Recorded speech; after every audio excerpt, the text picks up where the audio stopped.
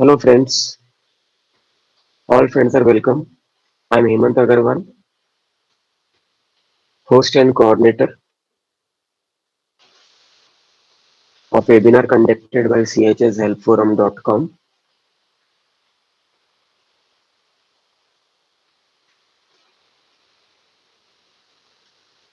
This website is specifically relating to various issues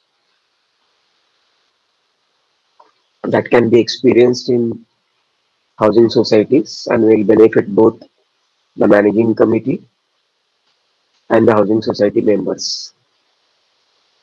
It has very simple language articles, draft of application, our earlier webinar videos, and more shall be added as and when time permits. This knowledge and experience sharing webinar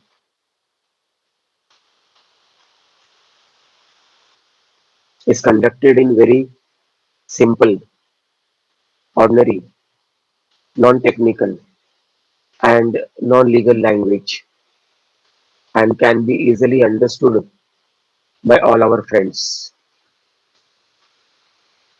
Today's topic is associate membership, society's refusal, appeal under section 22 and any other solutions.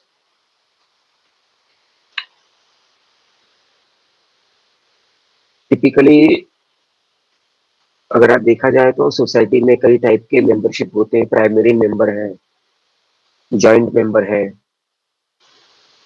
Provisional member है और associate member है। कई जगह प्रश्न ऐसा आता है कि मैं फर्स्ट प्राइमरी मेंबर हूँ, तो मैं कितने एसोसिएट मेंबर अपॉइंट कर सकता हूँ? एक एक एसोसिएट मेंबर अपॉइंट कर सकता हूँ या 10 कर सकता हूँ? तो कई लोगों का आर्ग्यूमेंट ऐसा होता है कि नहीं लिखा है तो 4 भी कर सकते हैं। मैं कहता हूँ कि 4 नहीं, 40 भी कर सकते हैं। और एक मेंबर में आप 40 एसोसिएट मेंबर आप अपॉइंट करिए और फिर खिचड़ी कैसी होती है, प्रॉब्लम्स कैसे क्रिएट होते हैं, वो सब चीजों के बारे में डिटेल्स कैसे संभालना है उस चीज को, लीगलिटीज क्या क्या है उसके अंदर, वगैरह वगैरह।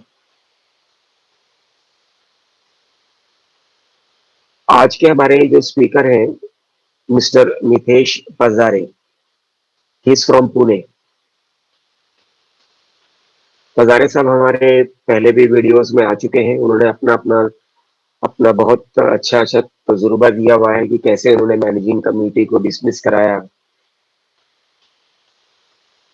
मैनेजिंग कमेटी ने एसजीएम नहीं लिया हुआ था तो उन्होंने कैसे अर्जी किया, कैसे डिसमिस कराया। अभी आज के मैटर में ऐसा है कि उन्होंने फ्लैट उनके फादर के नाम पे है, उन्होंने एसोसिएट मेंबर का फॉर्म भरा हुआ है, सोसाइटी ने रिफ्यूज किया हुआ है, शायद वो अपील पे गए हैं सेक्शन 22 में। क्या क्या हुआ है, क्या क्या नहीं हुआ है, उसके बारे में वो आज हम लोगों को डिटेल में बताएंगे। So we will invite now Mr Mithesh Pajare who will brief many things about the associate membership, उनको क्या क्या डिफिकल्टीज आई सोसाइटी में और उन्होंने क्या क्या उपाय किया, कानूनी ढंग से भी और प्यार से भी कैसे उन्होंने बातचीत किया। तो वो सब चीजों के बारे में आइए सुनते हैं मिस्टर मिथेश पजारे से। Mr Mithesh Pajare, you are welcome, please go ahead and take over. Thank you sir. Mr Mithesh पजारे।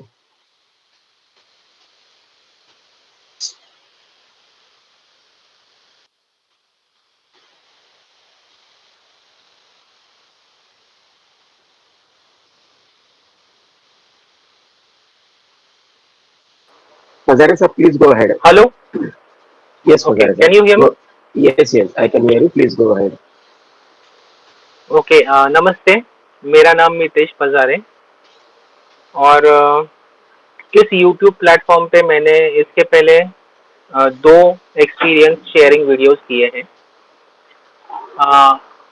Actually अभी लाइट गई थी बारिश की वजह से, वापस अगर गई तो अंधेरा हो जाएगा, तो प्लीज बेयर विथ मी। आज मैं आप सबको मेरा एक्सपीरियंस बताने वाला हूँ रिगार्डिंग एसोसिएट मेंबरशिप। मैंने एसोसिएट मेंबरशिप का एप्लीकेशन किया था सोसाइटी में, और उसका क्या हुआ। तो इसके पहले मुझे थोड़ा बैकग्राउंड बताना ज़रूरी लगता है कि क्या क्या हो सकता है। मेरा एसोसिएट मेंबरशिप का जो जर्नी है, एक तरह से वो 2019 में शुरू हुआ था। मैं बताता हूँ कैसे। 2019 में जब मैं जॉब पे था, तब मेरा नाइट शिफ्ट हुआ करता था।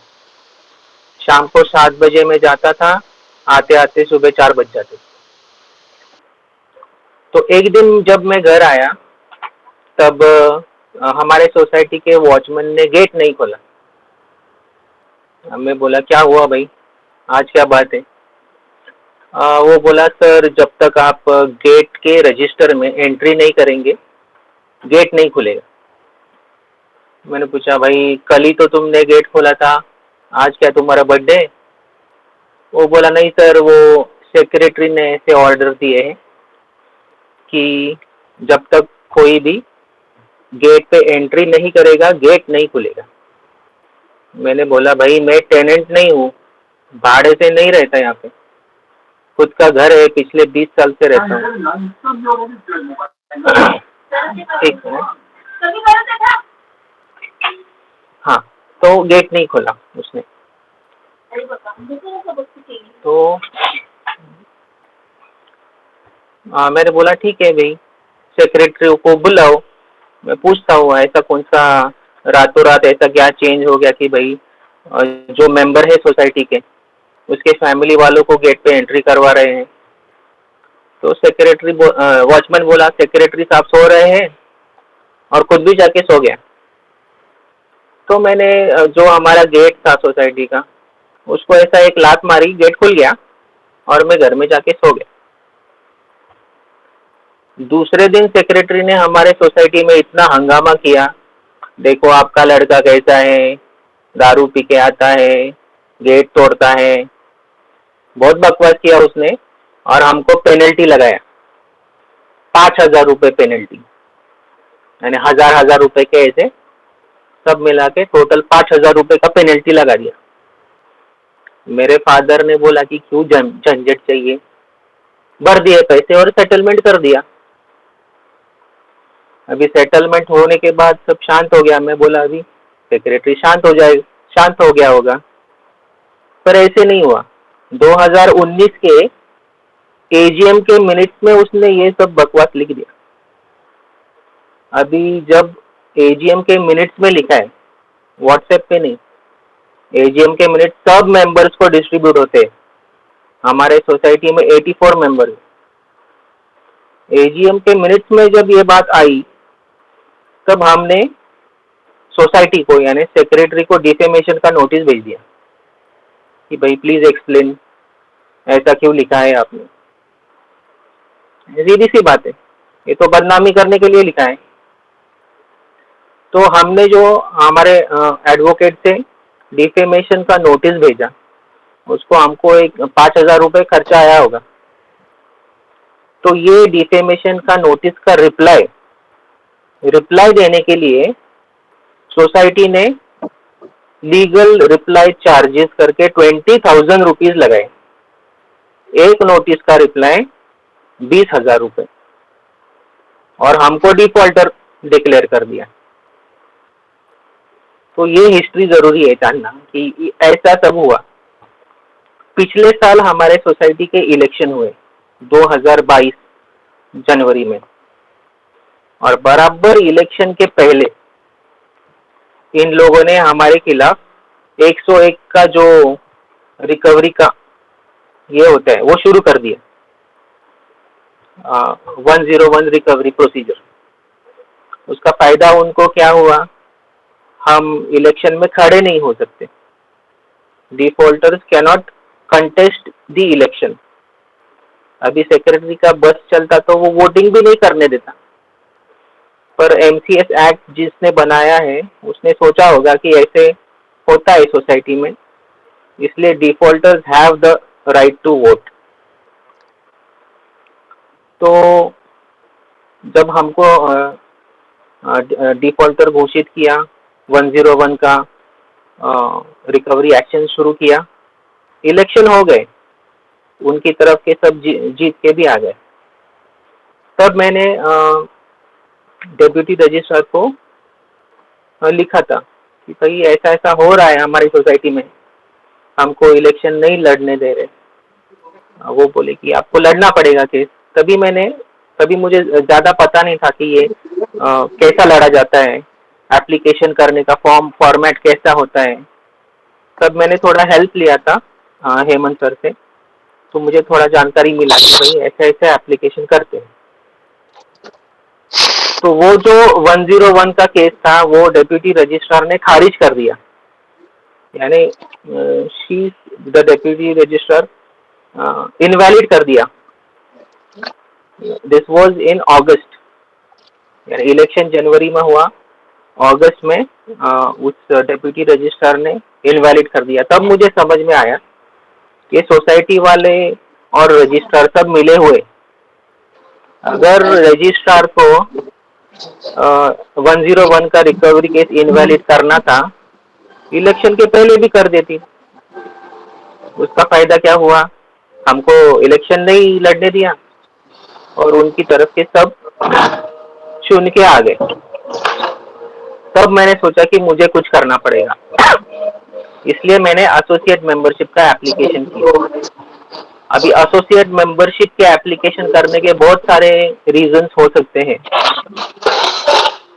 जैसे कि original member is like senior citizen है, या कोई मेडिकल कंडीशन है, या ये भी एक रीजन हो सकता है कि ओरिजिनल मेंबर को इंग्लिश नहीं आती, इंग्लिश लैंग्वेज। आजकल आपने देखा होगा सब जगह पे इंग्लिश में चलता है काम सोसाइटीज में। भाई आप जब फ्लैट खरीदते हैं तब ऐसा कोई कंडीशन तो नहीं होता कि भाई इंग्लिश लैंग्वेज आनी चाहिए, या फिर जो बंदा फ्लैट खरीदता है उसको इंग्लिश आनी चाहिए, ऐसा भी जरूरी नहीं है। तो होता क्या है, जिन लोगों को इंग्लिश नहीं आती वो चुपचाप बैठते हैं, वो अल्लाह का, और सोसाइटी में जो भी चलता है, यानी सदियों से जो चला आ रहा है वही चलता है। किसी को कुछ कहना होगा तो वो कह नहीं सकता, उसको समझ में ही नहीं आता है क्या चल रहा है। सो वो एक रीजन हो सकता है। मेरा रीजन ये था कि पिछले 25 सालों से हमारी सोसाइटी में सब कुछ ठीक नहीं था, इसलिए मैंने एसोसिएट मेंबरशिप का एप्लीकेशन किया। और एक मजे की बात यह है कि जो हमारा सेक्रेटरी है जो सब ये कर रहा था, उसको हमने 2019 में डीबार किया 5 सालों के लिए। उसी का उसने खुन्नस खाया है और ये आज ऐसा हुआ है। तो एसोसिएट मेंबरशिप के एप्लीकेशन के बारे में मैं बताता हूँ। एप्लीकेशन मैंने सबसे पहले सोसाइटी को किया था 15 सितंबर 2022। 15 सितंबर 2022 को मैंने एप्लीकेशन किया।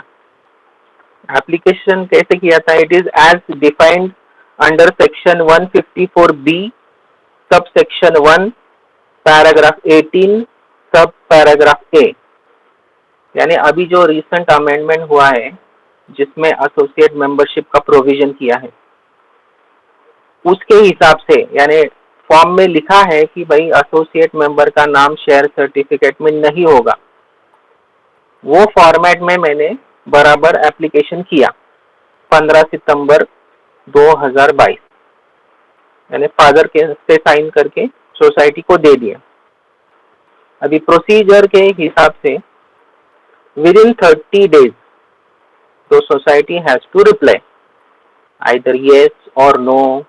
आई डोंट थिंक नो हो सकता है, पर within 30 days they have to give a reply. मेरे केस में ऐसा नहीं हुआ. 30 दिन हो गए, सोसाइटी से कोई रिप्लाई नहीं. और ये कोई नई बात नहीं है मेरे लिए. हम जो भी लेटर भेजते हैं सोसाइटी के लिए, सोसाइटी रिप्लाई नहीं करती है. उनके हिसाब से जो डिफॉल्टर है उसके लेटर का जवाब नहीं देना. यानी वो हमको एक लेटर दिखाते हैं, भाई ऐसे ऐसा लेटर है, उसमें क्लियरली लिखा है डिफॉल्टर जो है उसको एंटरटेन नहीं करना है. वो जो लेटर दिखाते हैं वो लेटर मराठी लैंग्वेज में है और उसमें क्लियरली लिखा है कि मेंटेनेंस जिसने नहीं भरा है, द वर्ड मेंटेनेंस, उनको आप शायद देने उनके आप एंटरटेन नहीं करोगे. पर हम तो मेंटेनेंस रेगुलरली भरते हैं. हमने कौन से पैसे नहीं भरे? जो आपने लीगल रिप्लाई चार्जेस लगाए थे वो नहीं भरे. ये बहाना है उनका रिप्लाई नहीं देने का. तो 30 days के बाद जब रिप्लाई नहीं आया तो हमने सोसाइटी के अकाउंट में 100 रुपया the fees for associate membership 100 रुपया जमा कर दिया चेक से. और सोसाइटी को लेटर लिखा कि भाई आपने हमको 30 दिन में जवाब नहीं दिया. हमने सोसाइटी के बैंक अकाउंट में जाके 100 रुपए का चेक भर दिया. चेक का जेरोक्स कॉपी, बैंक का जो रिसिप्ट का होता है उसका, वो सब जमा करके सोसाइटी को भेज दिया. फिर भी सोसाइटी से जवाब नहीं आता है. इतना उनका ये है, खुद को पता नहीं क्या समझते. तो 100 रुपए हमने भर दिए. तो फिर सोसाइटी ने क्या चाल चली. 15 सितंबर को मैंने जब एप्लीकेशन किया तो सोसाइटी ने 11 दिसंबर 2022 11 दिसंबर को एजीएम बुलाई. एजीएम नॉर्मली एक तो सितंबर में होती है और अभी बिकॉज ऑफ सम रीजन उन्होंने एक्सटेंड किया था. You can take it till 31st of December. तो 31st of December को भी ले सकते थे, पर उन्होंने 11 दिसंबर को एजीएम लेने का नोटिस लगाया नोटिस बोर्ड पर. और नोटिस लगाने के बाद 3 दिसंबर 3 दिसंबर को हमको सोसाइटी से लेटर आता है. उसमें क्लियरली ऐसा लिखा होता है कि एप्लीकेशन फॉर को मेंबरशिप, यानी हमारा जो एप्लीकेशन है, एप्लीकेशन फॉर को membership is to be kept for the consideration and decision of the general body meeting to be held on 11th December. अभी एप्लीकेशन मैंने किया था एसोसिएट मेंबरशिप के लिए. सोसाइटी ने लेटर भेजा को मेंबरशिप लिख के. शायद उनको इंग्लिश लैंग्वेज समझ में थोड़ी डिफिकल्टी होगी. तो मेरी समझ में आ गया कि भाई कुछ तो गोलमाल है. मैंने डेप्यूटी रजिस्ट्रार को लेटर लिखा और उनको बताया कि हमने एसोसिएट मेंबरशिप का एप्लीकेशन किया था, सोसाइटी वाले जानबूझ के को मेंबरशिप लिख रहे हैं और एजीएम में वो रखने वाले हैं. रजिस्ट्रार मैडम बोली 11 तारीख को आपका एजीएम होने वाला है, इतने जल्दी तो कुछ हो नहीं सकता, पर मैं लेटर भेज के पूछती हूँ. हालांकि मैडम ने पूछा पर तब तक एजीएम हो गई थी. अभी एजीएम हमारे सोसाइटी में ही होती है और लकीली जहाँ हुई एजीएम, यानी मैंने मेरे फादर को बोला था आप ज्वाइन मत करो क्योंकि एजीएम में ये कुछ ना कुछ करने वाले हैं. और उन्होंने जो लेटर दिया है उसमें गलत जानकारी लिखी है. और आप अगर, यानी मेरे फादर अगर कुछ भी बोलेंगे फिर भी उनको मिनट्स में जो लिखना है वही लिखेंगे. एटलीस्ट अभी वी हैव समथिंग कि उन्होंने गलत जानकारी दी है. एजीएम 11 तारीख को हो गई और मुझे क्लियरली सुनाई दे रहा था एजीएम में क्या हो रहा है. हालांकि हमने पार्टिसिपेट नहीं किया, पर मुझे समझ गया था उसी दिन कि क्या हुआ है। तो 11 तारीख को एजीएम हो गई और मैं सोच रहा था कि with in 15 days after the AGM draft minutes हमको मिल जाएंगे, यानी ये मेरा एक्सपेक्टेशन था। क्योंकि मैं सोच रहा था भाई एजीएम होने के 15 दिन में अगर ड्राफ्ट मिनट्स मिलेंगे तभी उसकी कुछ वैल्यू है, क्योंकि आप उसके बाद में देंगे 45 डेज के बाद या उसके बाद, तो किसको याद रहेगा भाई एजीएम में क्या हुआ था क्या नहीं हुआ था। कोई ऐसा यानी कॉन्फिडेंटली नहीं कह सकता कि ऐसा नहीं हुआ था। तो I was expecting the draft minute, पर ड्राफ्ट मिनट नहीं आए, एजीएम होने के 15 डेज के बाद नहीं आए। तो 1 जनवरी 2023 यानी साल की शुरुआत का पहला दिन, उस दिन को सोसाइटी से हमको लेटर आया। उस लेटर में क्लियरली लिखा था कि द एप्लीकेशन यानी हमारा जो एप्लीकेशन है, application for co-membership was not approved by the AGM held on 11 December for the reasons incorporated in the minutes of the meeting which shall be provided in subsequent days। यानी आपको बताता हूँ मैं क्या हुआ। 11 दिसंबर को एजीएम हुआ, 1 जनवरी को हमको लेटर मिला जिसमें क्लियरली लिखा है हमारे को मेंबरशिप का एप्लीकेशन एजीएम ने रिजेक्ट किया है। एप्लीकेशन मैंने कौन सा किया था? एसोसिएट मेंबरशिप का। सोसाइटी ने लेटर क्या दिया है? को मेंबरशिप का एप्लीकेशन रिजेक्ट किया है। और रीजन क्या लिखा है? Reason incorporated in the minutes of the meetings which shall be provided in subsequent days।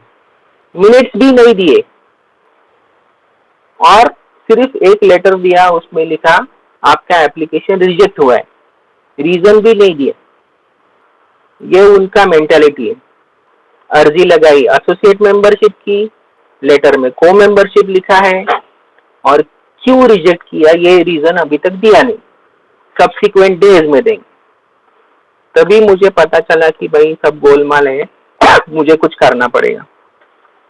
तभी मैंने सोचा कि भाई क्या करते हैं इस सिचुएशन में, जब एसोसिएट मेंबरशिप का यानी अर्जी को रिजेक्ट किया जाता है तो क्या करना पड़ता है।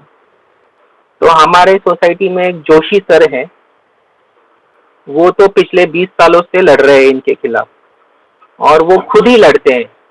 उन्होंने अब तक सोसाइटी के खिलाफ 13 केसेस किए हैं विदाउट लॉयर्स, जीत गए। तो फिर मैं उनके पास गया थोड़ा गाइडेंस के लिए कि भाई क्या करना पड़ता है। उन्होंने बोला कि आप थोड़ा एमसीएस का जो एक्ट है वो पढ़ो, उसमें दिया है एसोसिएट मेंबरशिप कैंसिल की तो उसको कैसे चैलेंज करते हैं। और पिछली बार जब 101 का मैंने लड़ा था केस, तब हेमंत जी ने मुझे हेल्प किया था। तो वो थोड़ा मैं लॉजिक लगाया और फिर मैंने एक अर्जी बनाई। मैंने ये भी सोचा कि भाई कोऑपरेटिव हाउसिंग सोसाइटी है, सब सीधे साधे लोग रहते हैं, अगर कमिटी मेंबर ऐसी बदमाशी करते हैं तो ये बेचारे लोग जो आधी सैलरी ईएमआई में जाती है, बाकी मेंटेनेंस में जाती है, अभी क्या लॉयर के पीछे पैसे गलाएंगे? कुछ तो होगा। मैं बोला कि अपनी थोड़ा दिमाग लगा के मैं थोड़ा एप्लीकेशन करता हूँ, ज्यादा से ज्यादा क्या होगा, एप्लीकेशन रिजेक्ट हो जाएगा। और मुझे ऐसा याद नहीं कि भाई किसी का एप्लीकेशन रिजेक्ट भी हुआ है। तो मैंने थोड़ा गाइडेंस लिया और अर्जी बनाई। उसमें लिखा application under section 22 and 23 of the MCS act. अभी मुझे ठीक से पता नहीं कि एप्लीकेशन 22 का कोई सबसेक्शन लिखना है, 22 एंड 23 लिखना है, इसलिए थोड़ा कंफ्यूजन था। फिर भी मैंने 22 एंड 23 दोनों लिखा। एप्लीकेंट में मेरे फादर का नाम वर्सेस रिस्पोंडेंट में सोसाइटी का नाम। ऐसा लिखा। और फर्स्ट पॉइंट में मैंने डाला the applicant age 75 year. Age लिखना जरूरी है, डेप्यूटी रजिस्ट्रार को पता चलना चाहिए कि भाई सीनियर सिटीजन है, उनके साथ ये सब हो रहा है। The applicant age 75 years is the original member of the respondent society and had duly submitted the application as defined under section 154B subsection 1 para 18 subpara A for associate membership to the respondent on 15 September। पहला point ये लिखा। दूसरे point में लिखा the respondent failed to provide any reply to the applicant within 30 days from when the application was made। ये second point. Third point में लिखा considering this delay made by the respondent, the applicant made a payment of ₹100 towards associate membership on 28th October. Check का नाम लिखा है, society का account number लिखा है। उसके बाद फोर्थ पॉइंट में लिखा on 3rd December the applicant received a letter from the society which wrongly mentioned about the membership, यानी एसोसिएट मेंबरशिप का एप्लीकेशन किया है और सोसाइटी ने को मेंबरशिप लिखा है। फिर फिफ्थ पॉइंट लिखा again on 1st Jan the applicant received another letter from the respondent clearly stating that our application for co-membership was not approved in the AGM। उसके बाद लिखा यानी जब से मैंने एप्लीकेशन किया है 15 सितंबर से लेके, जब एप्लीकेशन कर रहा हूं मैं, एप्लीकेशन मैंने किया था फरवरी में 20 फरवरी, यानी 4 महीने हो गए। 4 महीने होने के बाद पहली बार सोसाइटी ने 7 फरवरी को हमको एक लेटर भेजा। 7 फरवरी को उन्होंने लिखा कि भाई your reply to your application for associate membership the word co member was erroneously written in place of associate membership.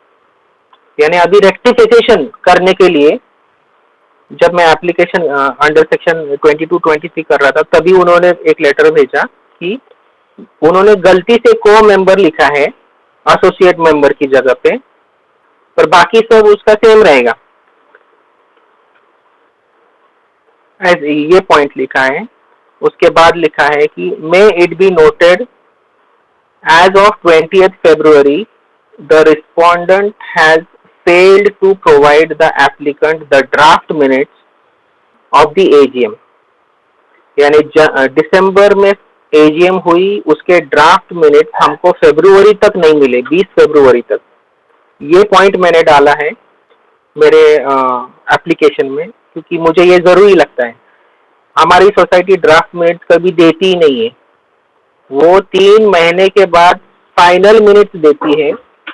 किसी को पता नहीं चलता कि बाबा ड्राफ्ट मिनट्स होते हैं, उसको हम अमेंड कर सकते हैं। वो सिर्फ फाइनल मिनट्स देते हैं, उसमें किसी को कुछ कहने की गुंजाइश नहीं बचती। और लास्ट पॉइंट मैंने लिखा है may it be noted that as of 20 February 2023 the respondent has failed to refund ₹100 paid by the applicant towards the associate membership। यानी हमने जो 100 रुपए भरे थे एसोसिएट मेंबरशिप के लिए, वो भी उन्होंने रिफंड नहीं किए। अगर उनको एसोसिएट मेंबरशिप नहीं देनी है, पैसे क्यों रखे भाई? पैसे रखे यानी यू हैव एक्सेप्टेड। ये भी पॉइंट मैंने डाला है।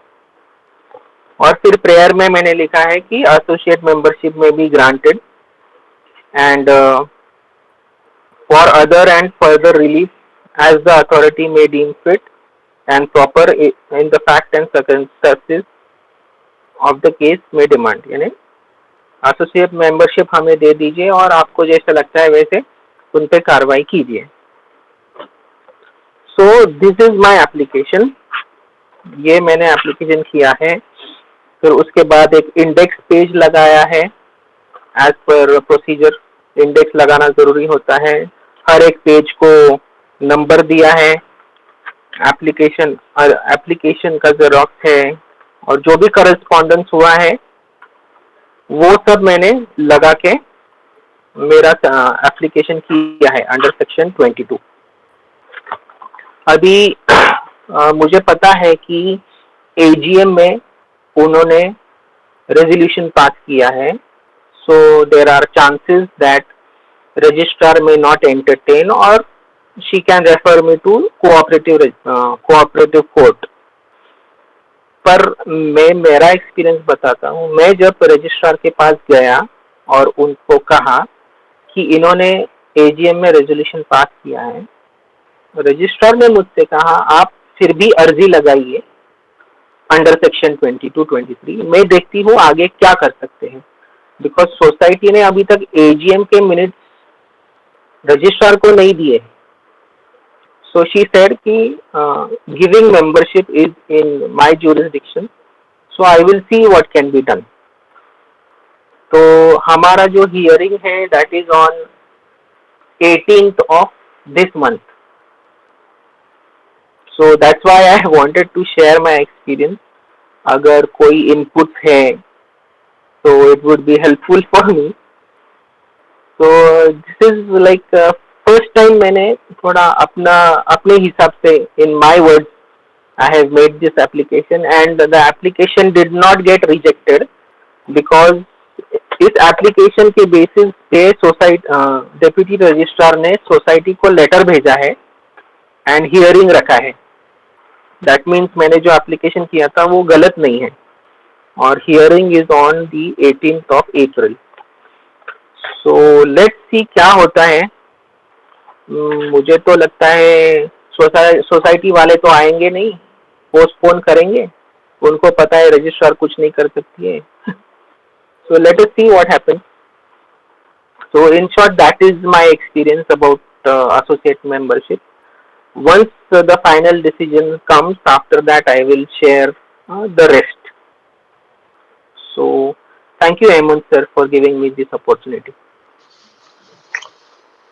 Thank you Mitesh ji. And you are sure to get success. आपको सक्सेस पक्का मिलेगा. इतना मेहनत कर रहे हो और मेरिट बेस पे भी आपको मिलेगा ही मिलेगा सक्सेस. आपके अर्जी के बारे में अपने दोस्तों को थोड़ा बहुत और बताइए. आपने कोर्ट फी कितना का लगाया, फिर आपने अर्जी दिया तो एक्नॉलेजमेंट लिया, कितने दिनों में नोटिस आई आपको हियरिंग की, सोसाइटी को नोटिस मिली तो उनका क्या रिएक्शन रहा, आप आगे क्या करने वाले हो, थोड़ा बहुत बताइए अपने दोस्तों को. ओके. वेल एप्लीकेशन जो मैंने किया है उसमें कोर्ट फी ऐसा तो कुछ नहीं लगाया मैंने बिकॉज मुझे पता नहीं था ऐसा लगाना होता है क्या. बट हाँ कोर्ट फी ऐसा कुछ नहीं लगाया. मैंने एक प्लेन पेपर पे एप्लीकेशन किया है and on the basis of that application registrar ने सोसाइटी को एक लेटर भेजा है and she has told the society to, यानी दोनों पक्षों को तो अपनी बात कहने के लिए कहा है. सो कोर्ट फी की बात करें तो ऐसा तो मैंने कुछ लगाया नहीं है. ओके. वो प्रॉब्लम हो सकता है क्या? हाँ नॉर्मली अगर हमारे यहाँ आपने की लाइट जैसे चल गई. कोई बात नहीं है मितेश जी, ठीक है. कोर्ट फी लगाना जरूरी है. अगर आपने सेक्शन 22 में अर्जी किया हुआ जैसे आपने बताया तो 100 रुपए का कोर्ट फी लगाना जरूरी है. पर आपके केस में शायद रजिस्ट्रार ने एडजस्ट कर लिया हुआ है नेक्स्ट टाइम पूछ लीजिएगा कि मेरा एप्लीकेशन में कोर्ट ओके, फी नहीं मैं लगा, पूछता हूँ। हाँ, कोर्ट फी नहीं लगाया हुआ जरूरी है या नहीं है। तो वो आपको गाइड कर देंगे, 100 रुपए का कोर्ट फी साथ में लेकर जाइएगा। आपको क्या उम्मीद है सोसाइटी से, और आपको क्या उम्मीद है रजिस्ट्रार से, उसके बारे में थोड़ा सा अपने दोस्तों को बताइए। सोसाइटी से तो मुझे वैसे तो कोई उम्मीद नहीं है। मुझे पता है उन्होंने जानबूझ के मुझे परेशान करने, हरास करने के लिए ऐसे किया है। हाँ और हाँ। उनको ये भी पता होगा कि registrar does not entertain such applications. We have to eventually go to the cooperative court. ये सिर्फ टाइम वेस्ट करने का उनका तरीका हो सकता है। पर फिर मैंने सोचा कि ऐसा नहीं होना चाहिए कि मैं डायरेक्टली कोऑपरेटिव कोर्ट जाऊं और they say that you could have gone to the registrar. That's why I tried my luck. So let's see. और हाँ, अगर कोऑपरेटिव कोर्ट में भी गए, if the society wants me to go there, तो उसको भी टाइम कंज्यूमिंग ही होने वाला है ये सब। और उसमें तो I think I have to, I mean मैं खुद नहीं जा सकता हूँ, ऐसा है। नितेश जी, आप कोऑपरेटिव कोर्ट में खुद जा सकते हैं, इतना बड़ा हिम्मत किया आपने। पहले भी आपने हिम्मत किया, अभी भी किया हुआ है। आपने आपकी हिम्मत की जो स्टोरी बताई है, तो लोगों को भी समझ में आता है कि वो भी कर सकते हैं आपके जैसे हिम्मत। तो आपने जब पहले कमिटी को डिसमिस कराने का चक्कर चलाया, इतना फाइट किया हुआ है, तो कोऑपरेटिव कोर्ट में भी जा सकते हैं। कोऑपरेटिव कोर्ट में जाना और खुद की बात रखना वहां पे डिफिकल्ट काम नहीं है, कोई टेक्निकल काम भी नहीं है। और जब आदमी इंडिविजुअल खुद अपने आप को रिप्रेजेंट करता है वहां पे, तो कोर्ट भी सिंपेथेटिकली उसका सुनती है और उस चीज को समझ के आपको हेल्प भी करती है। ऑफ कोर्स, अभी सोसाइटी ने आपके साथ जो किया वो एक डेफिशिएंसी भी है। जानबूझ के अगर आपको परेशान किया तो नेग्लिजेंस भी है, हैरासमेंट भी है। तो आप उसके सोसाइटी के विरुद्ध में एडिशनली, मतलब रजिस्ट्रार के पास में जो गए हो तो गए हो, अब साथ में एडिशनली आप कंज्यूमर कोर्ट में भी आप जा सकते हो। कोऑपरेटिव कोर्ट में आपको हर्जाना या जो तकलीफें हुई आपको, उसका मुआवजा वगैरह नहीं मिलेगा, कंपनसेशन नहीं मिलेगा। लेकिन कंज्यूमर कोर्ट में आपको मिल सकता है। कंज्यूमर कोर्ट में आप रजिस्ट्रार के पास जो केस चल रहा है उसके रहते रहते आप कंज्यूमर कोर्ट में भी केस फाइल कर सकते हो सेम मैटर के लिए। उसमें कोई भी डिफिकल्टी नहीं है। Anyway, you are doing a great job, and I think your friends over here have got motivated by you. So now we will take up our question and answer sessions. Questions only relating to today's topic, that is associate membership, will be taken up. Please do not ask any non-topic related questions. Friends who want to ask questions, click, please click on the hand symbol on your screen. आपके screen पे देखिए एक ऐसे पंजे का symbol है, उसको आप क्लिक करिए and we will take up questions in sequence. Only one question per person. We are not taking multiple questions. और जब आपको प्रश्न पूछना है तो it is compulsory that you switch on your video. अगर आपका वीडियो स्विच ऑन नहीं है तो we are not taking your questions. This webinar does not provide any type of consultations or advice to your personal problems. Friends may ask questions only relating to today's topic. Other questions will be ignored. Today's webinar is based on knowledge and experience sharing, and it is based on take it or leave it basis.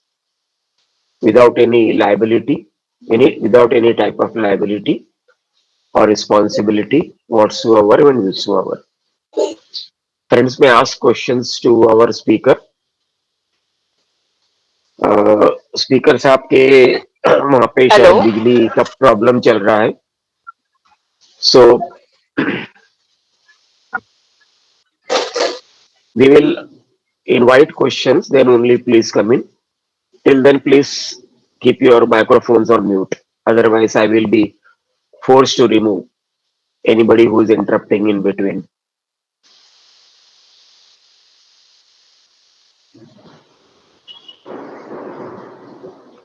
So we will start our question and answer session now. Our first question is by Mr. Anant Mangaonkar. Mr. Anant Mangaonkar.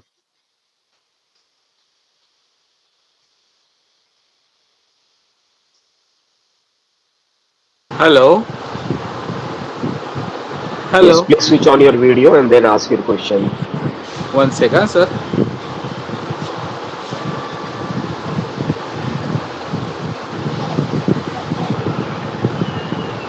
Hello. Yes, मैं please go देख ahead. Sir, को membership और associate membership उसमें एक तो difference क्या है? और सेकेंड थिंग, एसोसिएट मेंबर जो होता है, अगर मैं मेरे वाइफ को एसोसिएट मेंबर बनाता हूँ तो वो कुछ लोन के लिए अप्लाई कर सकती है क्या? मतलब loan is not a loan, office में से वो कुछ मतलब उसका पीएफ निकाल सकती है क्या उसके ऊपर से? वो राइट रहते हैं उन्हें? सो बिकॉज वी आर कोई लुकिंग भी फॉर एक प्रश्न पूछिए. आपने मल्टीपल प्रश्न पूछ लिए हैं. आप कोई भी एक प्रश्न पूछिए, जो भी आपकी इच्छा हो. ओके, ठीक है. Associate member can get the NOC for the repairing including his name. Okay. Associate member is always going to represent the primary member. और प्राइमरी मेंबर का जो हक है उसने अपने एसोसिएट मेंबर को दे दिया हुआ है, हाँ. लेकिन सिर्फ सोसाइटी के कार्यभार को लेके. तो सोसाइटी अच्छा. के कार्यभार में अगर उसके फ्लैट में लीकेज है हाँ. और एसोसिएट मेंबर अगर वो फैमिली का मेंबर है हाँ. तो वो अर्जी कर सकता है on behalf of the primary member to the society. अच्छा, अच्छा. तो एनओसी लेते टाइम वो स्पाउस का नाम, वो एनओसी क्लियर, मतलब वो लेटर, एनओसी का लेटर में स्पाउस का या एसोसिएट मेंबर का नाम इंक्लूड करके देंगे या नहीं? आप दे सकते हैं. दे सकते हैं ना, if she is yes. Associate member. Yes. Okay, that's great. Thank you so much. Yeah, thank you so much. Next question is by Mr Ashwin Karni. Mr Ashwin करनी.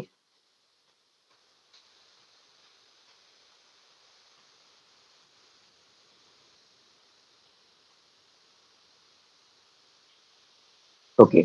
Next question is by Latifa Sheikh.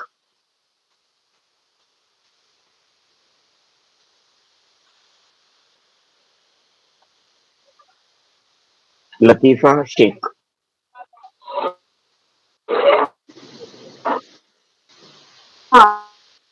Hello sir. Please switch on your video. Latifa Sheikh. Sir मैं hello. Hello. Hello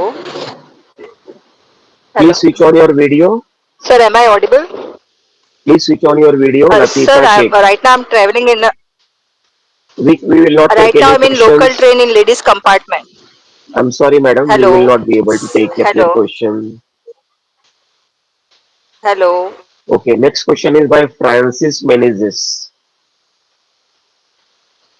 Next question is by Francis Menezes.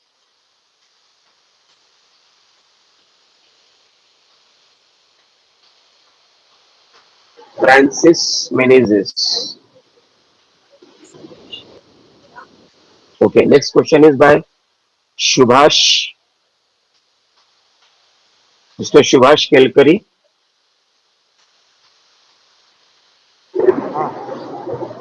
Ah, yeah, sir. I have made my elder son as associate member accepted. Next month, our society is conducting managing committee elections.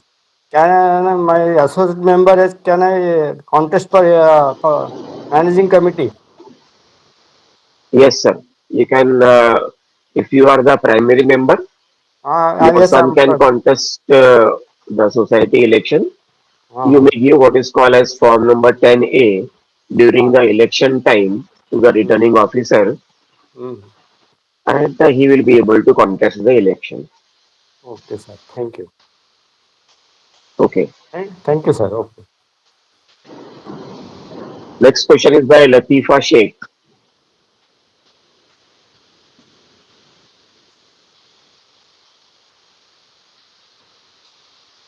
Latifa Sheikh. हाँ hello am I audible sir Yes, please. Hello sir क्या Yes, मेरी please. आवाज आ रही है आपको हाँ जी sir मैं madam बोलिए. एक्चुअली मेरी सिस्टर प्राइमरी हाँ मेरी सिस्टर के नाम पे घर है हाँ जी मेरी सिस्टर के नाम पर घर है राइट एक्चुअली रूल के हिसाब से सिस्टर सिस्टर को लोन नहीं मिल सकता ना तो इस वक्त घर मुझे मेरी बहन के नाम से ही करना पड़ा था तो अभी कमेटी में क्या होता है कि मैं मीटिंग्स वगैरह नहीं अटेंड कर पाती हूँ या मैं कुछ बोल नहीं पाती हूँ वहां पर तो किसी ने मुझे बताया कि आप एसोसिएट मेंबर बन जाइए तो आपको वो आप एज अ केयर टेकर बन जाते हो तो आपको सारे राइट्स मिलते हैं hello hello Yes, madam. Go ahead.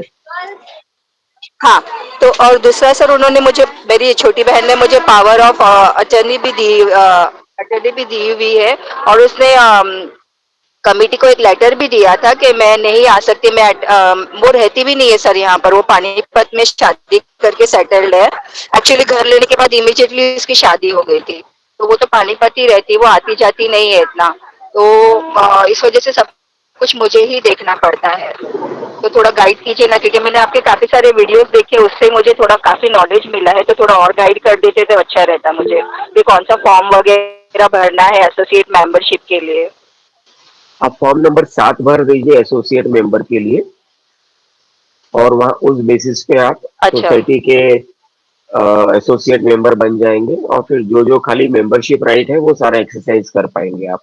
उसके अलावा और कुछ भी नहीं कर पाएंगे आप. अच्छा okay okay. Next question is by Joseph okay okay Fernandes.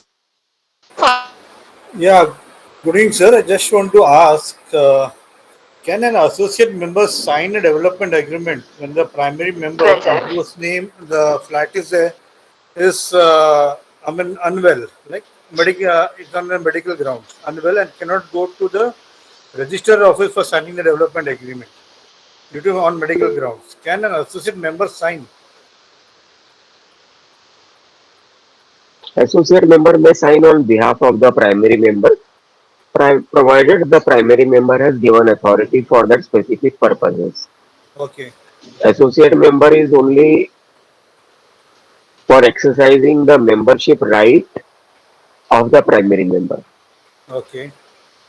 So, So if the primary member says ठीक है मेरे behalf में आप रीडेवलपमेंट एग्रीमेंट भी साइन करो, वैसा वाला अगर वो उसको अथॉरिटी दे देता है तो वो आप साइन कर सकता है फिर. so any document, simple or some Then you advocate has can to. talk to your lawyer to prepare you proper power of attorney document for the purposes. And as far as associate member is concerned, he can only manage routine membership activities, nothing else. Okay, so the associate member can sign the development agreement. Sorry? So the associate member can sign. There's a provision that he can sign. Yes. Okay, okay, okay. Thank you. Thank you. Thank you. Next question is by Mr. Ganpat Rathod.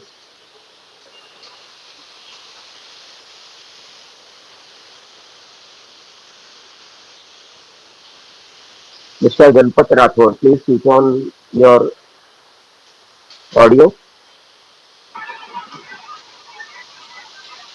Associate member and power of attorney holder, इन दोनों में क्या फर्क है? और associate member and power of attorney holder. Associate member is under MCS act. Hello, associate member जो है,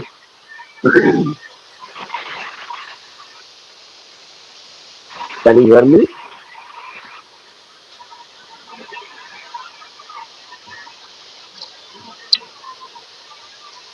hello, hello. Okay, associate member is under NCS Act and power of attorney is given for under Power of Attorney Act. So both are having individual functions separate from each other. They are not to be confused. And power of attorney holder cannot participate in the society membership affairs, but an associate member can participate in all membership activities of the society.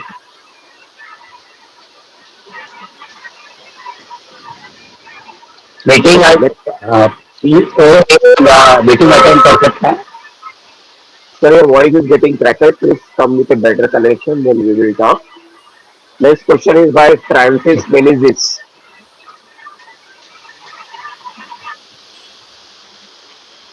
Mr. Francis Menezes. Video problems, sir. Video.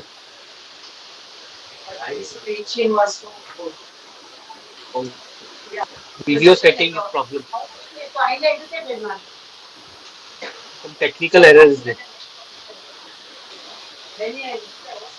Hello. Hello. Mr. Francis Menezes, please go ahead. This letter received by this, when we give letter to the society, it's a 30 days period or 90 days. Sir, we can't hear you, 90 sir. days. Not possible to hear you. Letter received by the society, 30 days period or 90 days. I'm sorry, Society should reply. I'm not able to hear you clearly. Your voice is breaking.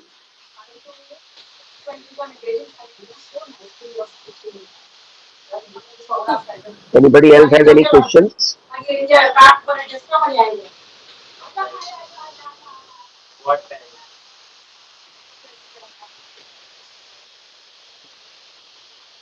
So we will conclude today's webinar.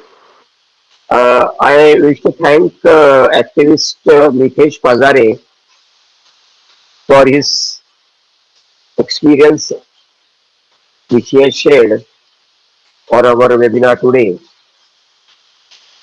We will conclude our webinar today with the permission of all our friends. We will conclude today's webinar. Thank you all friends for attending and supporting this knowledge and Sir, experience just one sharing question. webinar.